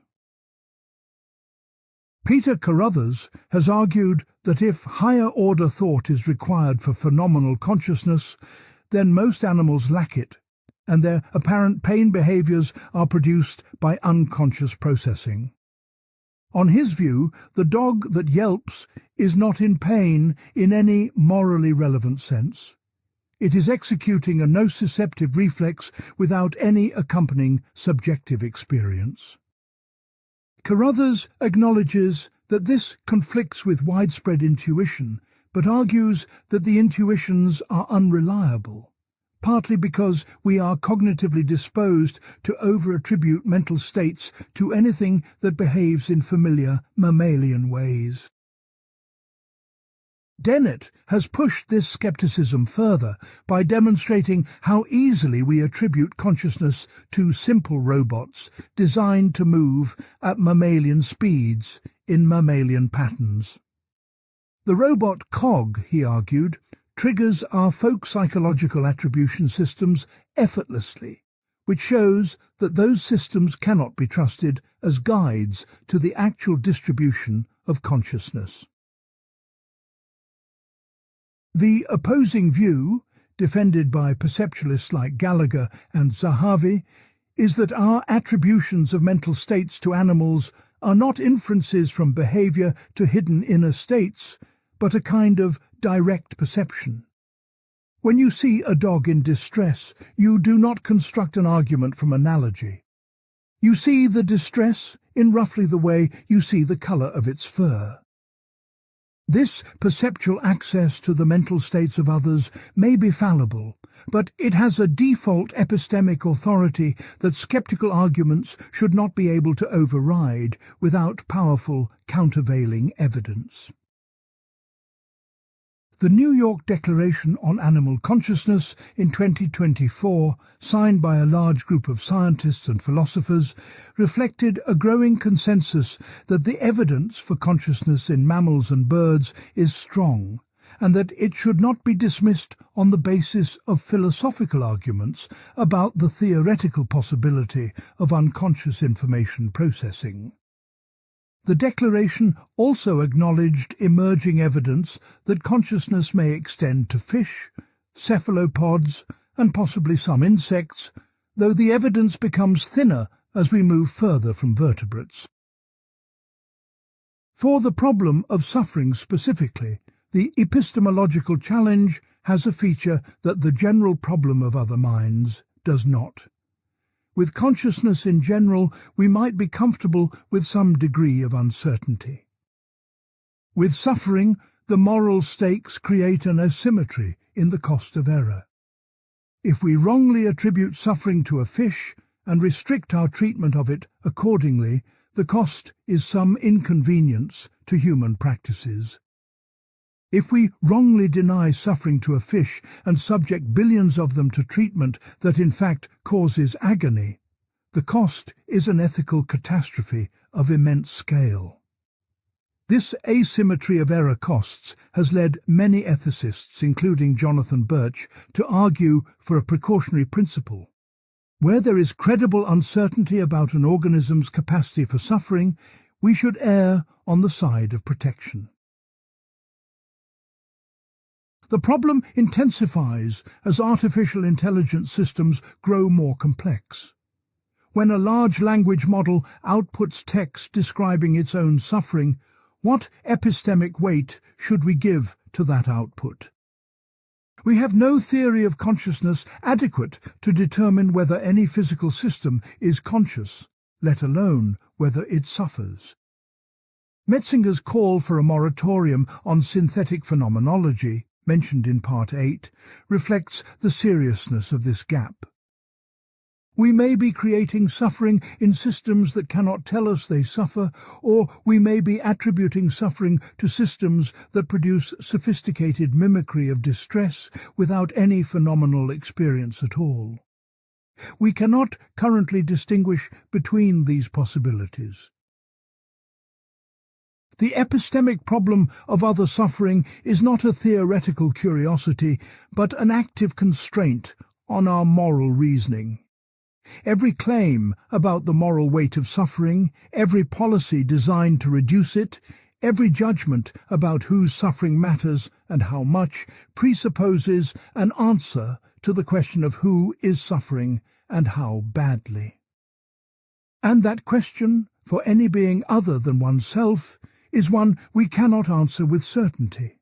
We act as if we can, because the alternative, treating every apparent sufferer as potentially a philosophical zombie, is morally intolerable. But the gap between our moral confidence and our epistemic warrant is wider than most ethical discussions acknowledge. With this epistemological caution in place, we can now turn to the moral question that depends on it. Given that we believe others suffer, how much moral weight should that suffering carry? And does it carry the same weight regardless of who is suffering, or does context change everything? Part 11. The Moral Weight of Suffering. Jeremy Bentham's famous formulation placed suffering at the foundation of ethics. The question is not whether they can reason, nor whether they can talk, but whether they can suffer. This claim, deceptively simple, carries a philosophical commitment that is far from trivial. It says that the capacity for suffering is what grants a being moral status, and that this capacity is both necessary and sufficient for moral consideration. No suffering, no moral standing. Suffering, moral standing. This is the core of what is now called sentientism, and in its strong form it has a radical implication. If a being suffers, then its suffering counts morally, regardless of its species, intelligence, social relationships, or usefulness to us. A pig in a factory farm and a professor in a university both suffer, and their suffering weighs on the moral scale by virtue of being suffering, not by virtue of who is doing it. Peter Singer's effective altruism movement and the global animal welfare movement are both, at bottom, applications of this principle. But the moral weight question is not settled by Bentham's principle alone, because the principle says nothing about how to weigh different instances of suffering against each other. Is an hour of mild headache in a human morally equivalent to an hour of mild headache in a mouse? Is the suffering of a being with a rich autobiographical self, who can remember past suffering and anticipate future suffering, worse than the suffering of a being with only present moment consciousness? Our analysis from parts 4 and 5 suggests it might be, since the temporal architecture of suffering and the self-model that anchors it are partly constitutive of what makes suffering suffering. A being with a richer self-model and a more extended temporal horizon may suffer in ways that are structurally more complex, which could translate into greater moral weight. But this reasoning is dangerous, and its danger is not hypothetical. Historically, every attempt to rank the moral weight of suffering by the sophistication of the sufferer has been used to justify the exploitation of those deemed less sophisticated. Colonial powers denied the full moral weight of colonized people's suffering on the grounds that their inner lives were less rich. The same logic has been applied to animals, to children, to people with cognitive disabilities. The claim that suffering's moral weight varies with the cognitive sophistication of the sufferer, even if metaphysically defensible, is ethically treacherous because of how reliably it is abused. The alternative is what we might call flat sentientism. All suffering counts equally, unit for unit, regardless of the cognitive sophistication of the sufferer. A minute of agony is a minute of agony, whether it occurs in a human or a chicken. This view has the virtue of being exploitation-resistant, but it has its own problems. It implies that the suffering of billions of insects, if insects can suffer, could easily outweigh the suffering of all humans combined, which would demand a radical reorientation of our moral priorities. Most people find this conclusion implausible, which either means our moral intuitions need revising or the flat view is wrong. Jamie Meyerfeld's work on the moral asymmetry between happiness and suffering introduces another dimension. Meyerfeld argues that suffering has greater moral weight than the corresponding amount of happiness, not because of some arbitrary weighting, but because of an asymmetry in the phenomenology itself. Intense suffering is worse than the loss of intense pleasure. The worst pains are further from the hedonic neutral point than the best pleasures.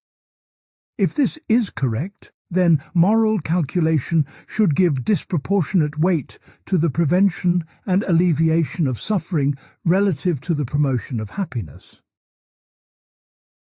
This asymmetry maps onto what we found in the hedonic adaptation literature from Part 9. People adapt more readily to positive events than to negative ones, which means the disvalue of suffering is more persistent than the value of pleasure. The practical implication is that $1 spent reducing suffering produces more lasting well-being than $1 spent increasing happiness. This is not a claim about the metaphysics of value, but about the empirical structure of the hedonic system, and it has been increasingly influential in effective altruism and global health prioritization. There remains a question that all of these views struggle with, and it is the question Emmanuel Levinas placed at the center of his ethics. Levinas argued that the suffering of the other person is not a datum to be weighed and calculated, but a demand that confronts me with infinite obligation. To encounter another's suffering is to be called to responsibility in a way that cannot be captured by any utilitarian calculus. The face of the suffering other does not present me with a unit of disvalue to be summed and compared. It presents me with an ethical command that precedes all calculation. Levinas's position is sometimes dismissed as merely emotional or theological, but it identifies a genuine difficulty for any aggregative approach to the moral weight of suffering. When you sit with a dying person, the thought that their suffering is one unit of disvalue among billions does not capture what is happening morally. Something about the particularity of this suffering, its being undergone by this person in this moment, seems to matter in a way that aggregation misses. Whether this intuition reflects a deep truth about the structure of moral obligation or merely the limitations of human moral cognition is a question the tradition has not resolved. What it has established, however, is that suffering generates moral claims of some kind on those who can perceive it. The next question is whether those claims can ever be satisfied by an explanation, whether suffering can be justified by the goods it produces or the purposes it serves. Part 12. The Justification Problem. The attempt to justify suffering is as old as philosophy itself, and no version of it has succeeded. That is a strong claim, so let me make it precise. What I mean is not that no one has offered a reason why suffering might serve a purpose. Many have, and some of those reasons are compelling. What I mean is that no one has produced an argument that justifies the amount, the distribution, and the character of suffering that actually exists. The classical attempt comes from theodicy, the effort to reconcile the existence of suffering with the existence of an omnipotent, omniscient, and perfectly good God. The most sophisticated version is Leibniz's. This is the best of all possible worlds, and the suffering in it is the minimum required for the maximum total good. Every instance of suffering is either necessary for a greater good that could not have been achieved without it, or it is necessary to prevent a greater evil. The problem with this view is not that it is logically inconsistent, but that it requires us to believe something extraordinary about every specific instance of suffering. The bone cancer in a child, the slow death of a starving animal, the suffering of a person with treatment-resistant depression who endures decades of continuous anguish.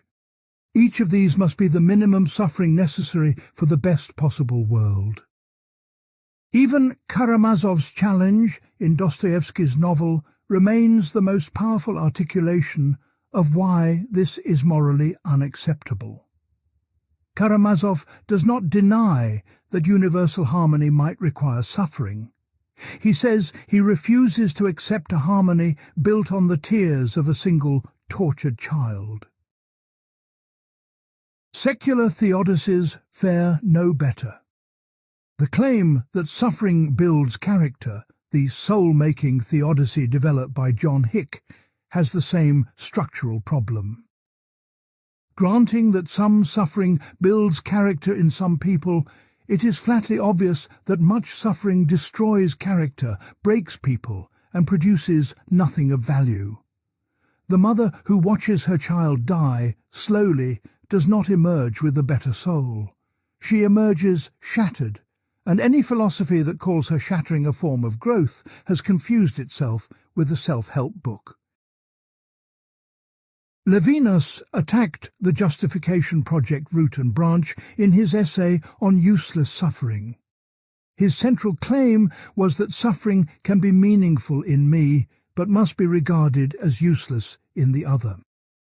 I may find meaning in my own suffering through the way I respond to it, the courage or compassion it generates. But I am never entitled to find meaning in your suffering, because to do so is to instrumentalize you, to treat your agony as raw material for my moral or spiritual improvement.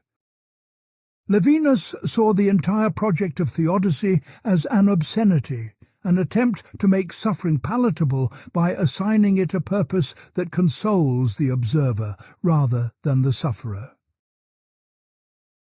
The secular version of this challenge targets any consequentialist justification of suffering.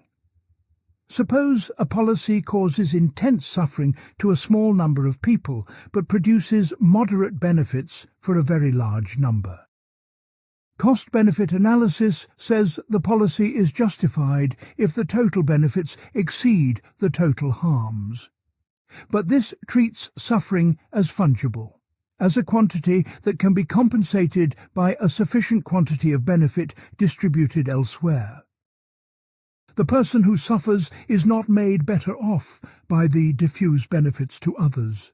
Their suffering remains their suffering, undiminished by the happiness of strangers.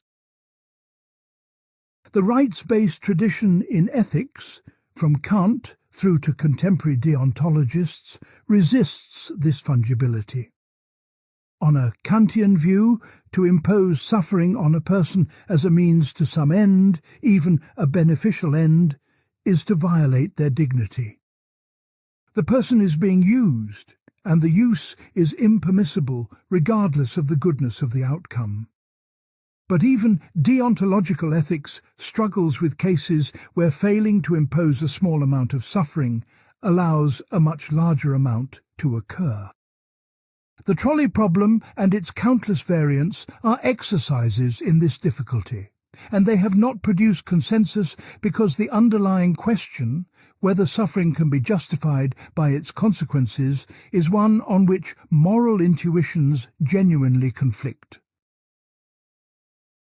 There is one position that cuts through the justification problem entirely, and it is the position examined in Part 8, that suffering need not be justified because it can be eliminated. If suffering is a solvable engineering problem, then the question of whether it serves a purpose becomes moot in the way that the question of whether smallpox serves a purpose became moot once we could eradicate it. But as we saw, the eliminability thesis depends on contested assumptions about what would be lost if suffering were removed. If suffering is partly constitutive of goods like love, courage, and deep understanding, then eliminating it is not an engineering victory but a metaphysical transformation whose value cannot be assessed in advance. The justification problem remains, I think, genuinely unresolved. We can say with confidence that most suffering is not justified by its consequences, that no theodicy survives contact with the actual distribution of suffering in the world, and that the attempt to justify another person's suffering is morally suspect. But whether all suffering is unjustifiable, whether there are no cases in which suffering is a necessary condition of a good that could not exist without it, is a question to which the next part is devoted. Part 13. Suffering and the Constitution of Meaning. The claim that suffering constitutes meaning, rather than merely accompanying it, is one of the most contested ideas in the philosophy of value. The distinction is crucial. If suffering merely accompanies meaning, like a fee you pay for entry to an otherwise independently valuable experience, then in principle the fee could be waived without loss. But if suffering constitutes meaning, if it is partly what makes the meaningful thing the thing it is, then removing it would not preserve the meaning minus the cost, but would destroy the meaning itself. Viktor Frankl's logotherapy is often cited here, but Frankl's actual position is more subtle than the popular version suggests. Frankl did not claim that suffering is meaningful. He claimed that meaning can be found in suffering, which is a different and weaker thesis. Finding meaning in suffering is a psychological capacity that some people exercise and others do not, and its exercise does not depend on suffering being intrinsically meaningful. It depends on the human ability to adopt a stance towards suffering that transforms its significance for the sufferer. The stronger constitutive claim comes from a different direction. Consider the experience of grief after the death of someone you love deeply. This grief is not a tax levied on the love. It is the love itself, experienced under conditions of irreversible loss. To love someone and be invulnerable to grief at their death would not be love in any sense we recognize. The grief is what the love feels like when the beloved is gone. It is constitutive of the love, not a separable byproduct of it. If this is correct, then eliminating the capacity for grief would not preserve love while removing its downside. It would transform love into something else, something that cannot be wounded by loss, and that transformation would be a fundamental change in what the relationship is. The Eliminability thesis from Part 8 encounters its most formidable obstacle here, because the claim is not that suffering teaches us something about love, which would be merely instrumental, but that suffering is partly what love consists of under certain conditions. Harvey, Carroll and Ian. James Kidd's work on suffering as transformative experience pushes this further. A transformative experience is one that changes the subject in ways that cannot be predicted or understood from the pre-transformation standpoint. The person who has survived a life-threatening illness knows something about mortality, about the texture of each ordinary day, about the weight of time, that the person who has not survived such an illness literally cannot understand, because understanding it requires having been transformed by it. The knowledge is not propositional. It is constituted by the experiential transformation itself. This creates a philosophical problem for cost-benefit analysis of suffering. If suffering produces transformations whose value can only be assessed from the post-transformation standpoint, then any pre-transformation assessment of whether the suffering is worth it is epistemically defective. You cannot know whether the grief was worth it until you have grieved, and once you have grieved, you are a different person, assessing from different values. The decision calculus breaks down because the decider is changed by the very thing being decided about. The counter-argument, and it is a strong one, is that this constitutive claim is too easily generalized. Many things we now recognize as unambiguously bad were once thought to constitute meaning. Ritual sacrifice, the honor of dying in battle, the nobility of stoic endurance under oppression. Each of these involved suffering that was considered constitutive of culturally valued goods. We now regard most of these as cases where meaning was attributed to suffering by people who had no alternative to it. The suspicion is that the constitutive claim is always a rationalization, a story we tell ourselves to make bearable what we cannot change. Nietzsche sits uncomfortably at the center of this debate. His claim that what does not kill you makes you stronger is universally known and almost universally misunderstood. Nietzsche did not endorse suffering as a path to health. He recognized that suffering mostly destroys. What he argued was that the rare individual who can metabolize suffering, who can take their wounds and forge from them a more powerful mode of existence, represents a human possibility that should not be foreclosed. The Nietzschean concern with the elimination of suffering is not that it would remove something valuable, but that it would remove the conditions under which a certain type of excellence becomes possible. Simone Weil offers a darker and more honest analysis. For Weil, suffering is not ennobling, but destructive. It strips away the self's pretensions and exposes the person to a reality that is, in her word, affliction. Affliction is suffering so severe that it attacks the soul itself, not just the body or the emotions. But while thought this destruction was, paradoxically, the condition under which genuine attention to reality becomes possible. The afflicted person, stripped of self-deception, can see what the comfortable person cannot. This is not a justification of suffering, but a description of what suffering makes epistemically available, and while was clear that the price is far too high for any rational calculus to endorse. The question of whether suffering constitutes meaning cannot be answered in general because it depends on what we mean by meaning itself. If meaning requires narrative coherence, then suffering may be constitutive of it, because narrative coherence requires difficulty, loss, and transformation. If meaning is a matter of objective value independent of narrative, then suffering's constitutive role is less clear.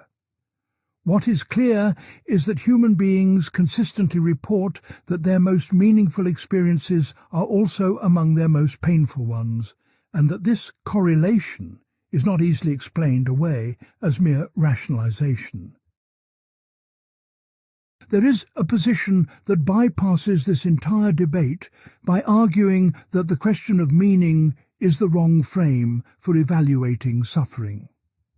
This position asks not whether suffering is meaningful, but whether bringing beings into existence who will inevitably suffer can ever be justified. It challenges the assumption that meaning, however constituted, compensates for the fact that the sufferer did not consent to exist in the first place. Part 14. The Asymmetry of Existence and Non-Existence.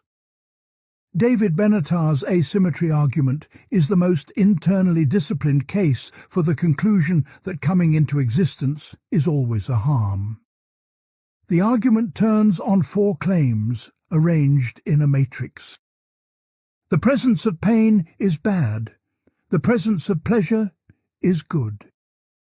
The absence of pain is good, even if there is no one to enjoy that absence. The absence of pleasure is not bad, unless there is someone who is deprived of it. The asymmetry between the third and fourth claims is doing all the philosophical work. When you decide not to have a child, no one is deprived of pleasure, because there is no one who exists to be deprived. But the absence of that child's potential pain is still a good thing. Non-existence gets the benefit of absent pain without paying the cost of absent pleasure, because the cost of absent pleasure only registers if someone exists to feel the deprivation. Therefore, non-existence is preferable to existence from the standpoint of the would-be person. Benatar supports this axiological asymmetry by pointing out that it explains several widely shared moral intuitions. We have a strong duty not to bring suffering children into existence, but no corresponding duty to bring happy children into existence. We feel compassion for distant populations that are suffering but do not grieve the absence of happy populations on uninhabited planets. We can regret bringing someone into existence for their sake, but cannot coherently regret not bringing someone into existence for their sake, because in the latter case there is no there to speak for. The objections to Benatar's argument are numerous, and some are powerful, but none has achieved consensus as a refutation. The most common response is to reject the asymmetry directly. If the absence of pain is good, then the absence of pleasure should symmetrically be bad, even when no one exists to feel the deprivation. A universe devoid of all pleasure is a worse universe than one containing it, regardless of whether anyone in the pleasureless universe feels deprived. Benatar responds that this is a logical claim, but his asymmetry is axiological, concerning values rather than logical necessity, and that insisting on symmetry would undermine the very intuitions that the asymmetry was introduced to explain. De Grazia and Metz have challenged Benatar's distinction between a life worth starting and a life worth continuing. Benatar argues that these are two different standards. A life can be worth continuing, once begun, without having been worth starting. This is because once you exist, the absence of the pleasures you would lose by ceasing to exist is a deprivation, since you now exist to be deprived. But before you exist, the absence of those pleasures is not a deprivation, because there is no you. Critics ask why we should accept this asymmetry, and the debate turns on whether person-affecting principles in population ethics, principles that evaluate outcomes only by their effects on identifiable individuals, are correct. Fumitake Yoshizawa argued in 2021 that even granting all of Benatar's premises and intuitions, the antinatalist conclusion does not follow in its universal form.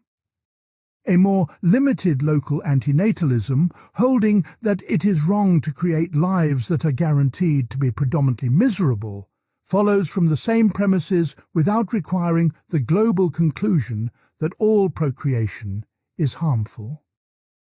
This is because the asymmetry, if it works at all, works most powerfully for the worst lives and most weakly for the best ones.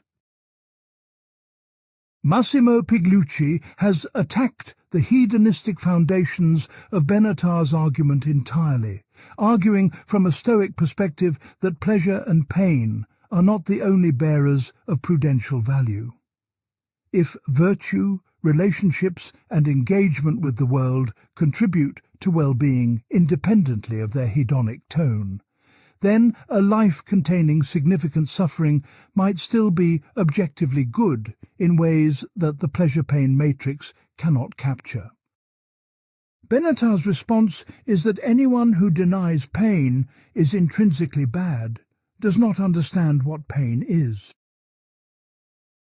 The asymmetry argument matters for our investigation not because antinatalism is the right answer to the question of why we suffer, but because it exposes an asymmetry in the moral logic of suffering that all positions must confront. The asymmetry is this. The badness of suffering does not require justification by its consequences because it is bad in itself, whereas the goodness of pleasure does not generate an obligation to produce it. This is not Benatar's invention. It is an intuition that most ethical frameworks share, even those that reject his conclusion. The question is what to do with it. If suffering's badness is self-justifying in the sense that it makes moral claims on us without needing to be redeemed by any further good, then the response to suffering is always to reduce it, and the question of whether it serves a purpose is, morally speaking, secondary. But if some suffering is constitutive of goods that cannot exist without it, as Part 13 argued, then the relationship between suffering's intrinsic badness and its role in constituting value is genuinely paradoxical. Something can be intrinsically bad and constitutive of something intrinsically good, and this is not a contradiction but a feature of the moral landscape that defies simple resolution.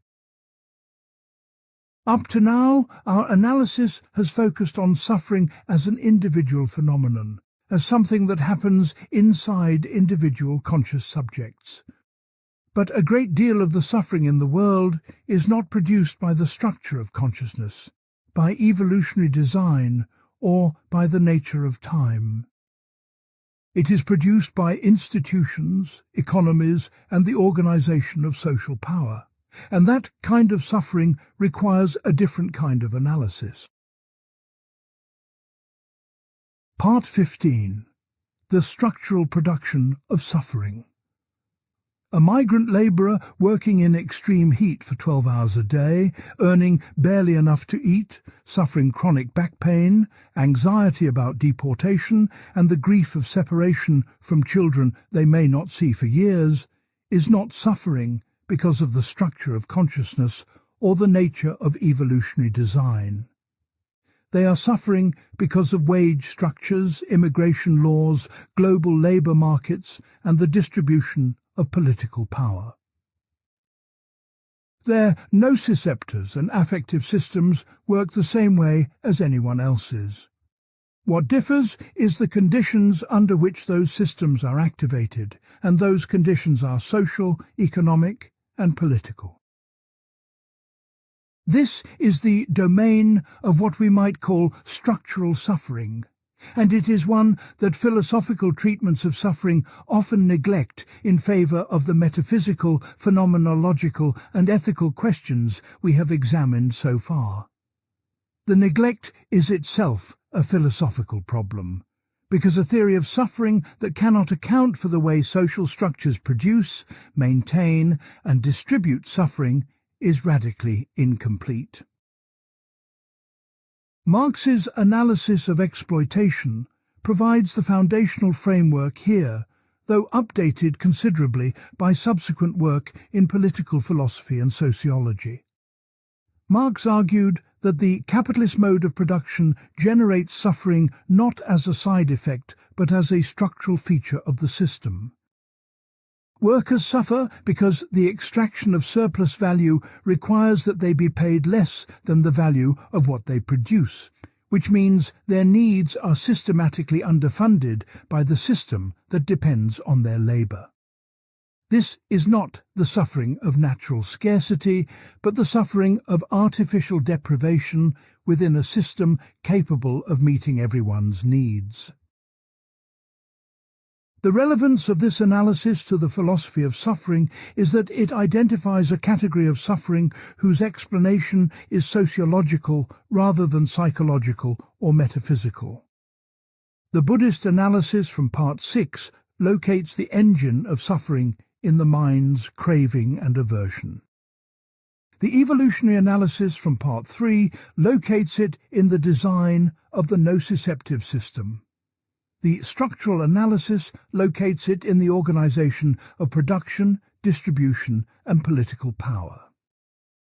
These are not competing explanations. They operate at different levels.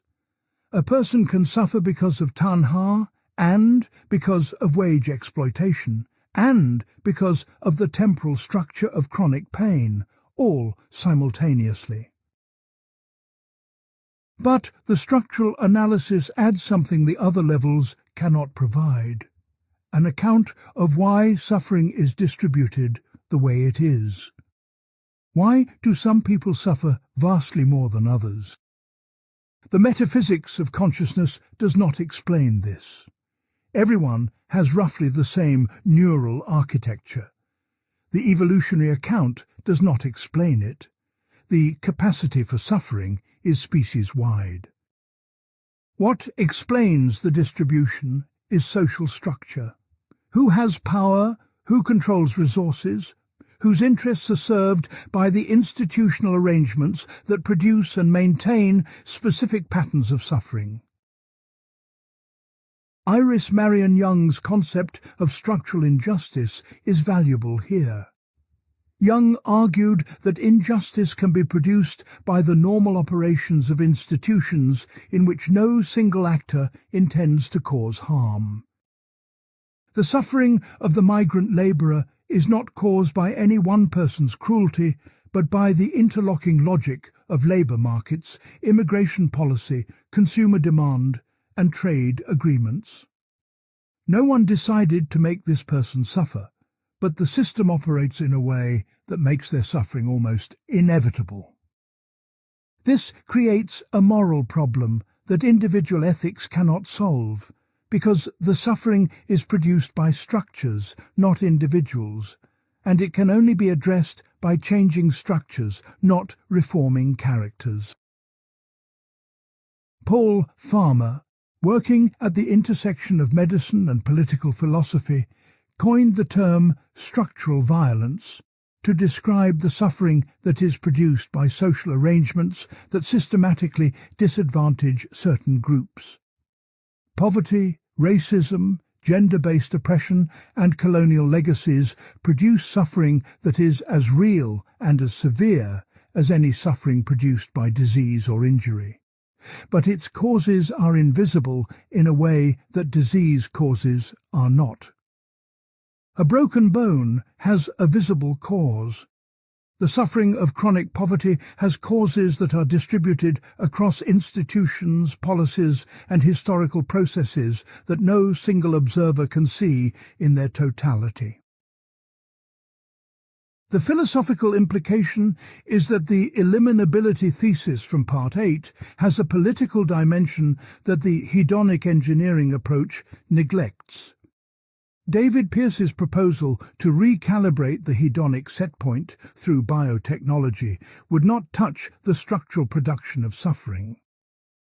You could give everyone a pharmacologically elevated baseline of well-being and still have a world in which some people's structural conditions impose suffering that the elevated baseline cannot compensate for. A person forced to work in dangerous conditions for inadequate pay is not suffering from a miscalibrated hedonic setpoint. They are suffering from a correctly calibrated system responding to genuinely harmful conditions. Raising their set point without changing their conditions would be a form of sedation, not liberation. This connects to a concern that critical theorists have raised about mindfulness and contemplative practices. If the Buddhist analysis is correct that craving drives suffering, then meditation can reduce individual suffering by modulating the mind's reactive patterns. But when meditation is deployed in workplaces as a tool for helping employees cope with exploitative conditions, it functions as an instrument of structural maintenance rather than structural change. The suffering is real, the practice reduces it, and the system that produces it remains intact. This is not an argument against meditation, but against treating individual psychological adjustment as a substitute for political action when the causes of suffering are structural. The structural analysis also raises a question about the distribution of responsibility for suffering. If suffering is produced by structures that no individual controls, who is responsible for reducing it? Young's answer, developed in her later work, is that responsibility is proportional to one's participation in and benefit from the structures that produce the suffering. Those who benefit most from structural arrangements that produce suffering bear the greatest responsibility for changing them, even if they did not intend and do not endorse the suffering those arrangements produce. We are now in a position to see the full scope of the question we began with. Why do we suffer? The answer is layered. We suffer because consciousness is valenced, because evolution built a system optimized for vigilance rather than contentment, because the self-model creates a subject to whom suffering belongs, because time gives suffering its characteristic endlessness, because the mind craves and the world disappoints, because social structures distribute the conditions of suffering unequally, and because no philosophical account has succeeded in justifying the amount and character of suffering that results. The final part asks what, if anything, remains settled. Part 16. What remains unsettled? We have moved through 16 dimensions of a single question, and it would be dishonest to end with a synthesis that implies resolution. What I can do instead is name the open questions precisely, locate them in the structure of the problem, and say where the live action is. First, the hard problem of valence. We do not know why experience comes with a positive or negative charge. Representational theories, desire theories, and adverbalist accounts each capture something, but none explains why there is felt badness rather than mere functional negativity. Until this is solved, every theory of suffering is built on a foundation it cannot inspect. Second, the causal efficacy of phenomenal suffering. Every evolutionary account of why suffering exists assumes that phenomenal experience does work that unconscious processing cannot. This assumption is not established and may not be establishable with current methods. If epiphenomenalism about consciousness turns out to be true, then the question of why we suffer becomes, why does this causally idle phenomenal overlay exist? And that question may have no answer at all, which would make suffering not a design feature, but a cosmic accident. Third, the relationship between self and suffering. Metzinger's framework suggests that suffering requires a transparent self-model, and pain, a symbolia, provides evidence for this. But the boundary between the minimal self-model required for suffering and no self-model at all is unclear. Where on the spectrum from bacterium to human does the self-model become rich enough to generate suffering? This question is of enormous practical urgency, given the expansion of our moral concern to animals, the possible sentience of AI systems, and the potential suffering of organisms we currently disregard. Fourth, the eliminability question. Can suffering be abolished without abolishing something constitutive of what makes life worth living? The debate between the hedonic engineers and the constitutive meaning theorists is active and unresolved. It depends on unresolved questions in the philosophy of value, specifically whether the goods that suffering may constitute, like love under conditions of vulnerability and knowledge under conditions of transformation, can survive the elimination of the suffering they seem to require. Fifth, the justification problem. No theodicy, secular or religious, has successfully justified the distribution and character of actual suffering. Levinas's prohibition on justifying the suffering of others remains, I think, the strongest position available, but it leaves us without a framework for comparing harms and making policy, which is something we must do even if we lack a philosophical warrant for doing so. Sixth, the structural dimension. Philosophical treatments of suffering that ignore social structure are incomplete, but integrating structural analysis with phenomenological and metaphysical analysis is methodologically difficult because the levels operate with different concepts, different evidence bases, and different normative vocabularies. A unified theory of suffering that bridges phenomenology, neuroscience, evolutionary theory, ethics, and political economy does not yet exist. Seventh, and most fundamental, the epistemic problem. We cannot know with certainty who suffers, how much, or what their suffering is like. Every moral claim about suffering rests on inferences about other minds that are philosophically contestable.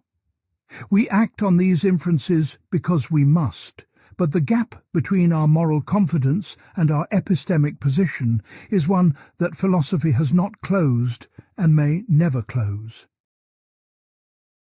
What we can say after this reconstruction is that the question, why do we suffer, is not one question but a family of questions spanning consciousness science, evolutionary biology, phenomenology, Buddhist and Western philosophy of mind, ethics, political philosophy, and population ethics.